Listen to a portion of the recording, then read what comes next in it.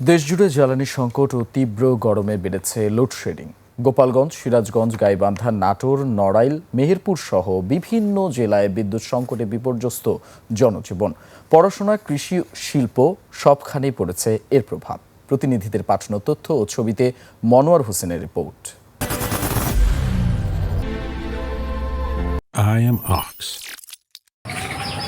গোপালগঞ্জে তীব্র গরমের সঙ্গে পাল্লা দিয়ে বাড়ছে লোডশেডিং। জেলা সদর সহ মুকসুদপুর, টুঙ্গিপাড়া, কোটালীপাড়া ও কাশিয়ানীতে দিনে রাতে ঘন্টার পর ঘন্টা থাকছে না বিদ্যুৎ।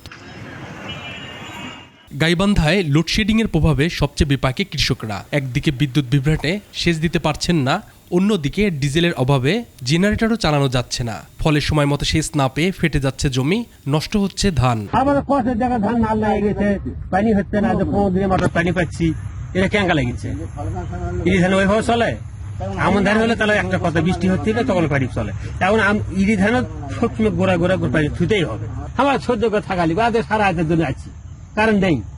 আর কখন আসছি চালু করবো, ফির যাবি, ফির চালু করবো, আজ পাওয়া যাবি। বর্তমানে কারেন্ট চলে গেল, কারেন্ট আসলে 5 মিনিট 10 মিনিটও থাকে না। 1 বিঘা মারি সেচতে সারাটা দিন লাগে।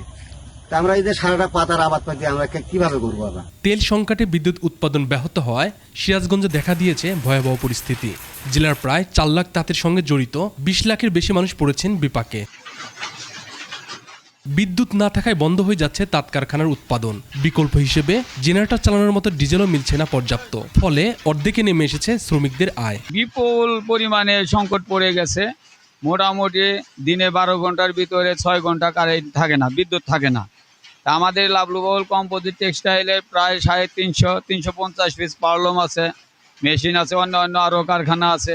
সব আমরা বিপদের মুখে পড়ে যাচ্ছি। কারেন্ট থাকবে না, আমরা কাজ করতে পারি না।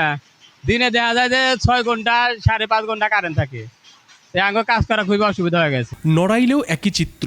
লোডশেডিং হলেই মানুষ ছুটছে নদীর পার বা খোলা মাঠে। তীব্র গরম আর বিদ্যুৎ সংকটে অতিষ্ঠ হয়ে উঠেছে জনজীবন। মেহেরপুরেও অসংখ্যবার যাওয়া আসা করছে বিদ্যুৎ। নির্দিষ্ট কোনো সময়সূচি না থাকায় চরম ভোগান্তিতে পড়েছেন সাধারণ মানুষ। জ্বালানির সংকট সরবরাহ স্বাভাবিক না হলে এই সংকট আরও দীর্ঘায়িত হওয়ার আশঙ্কা দেখা দিয়েছে। Monowar Hossain, desk report, 21 television.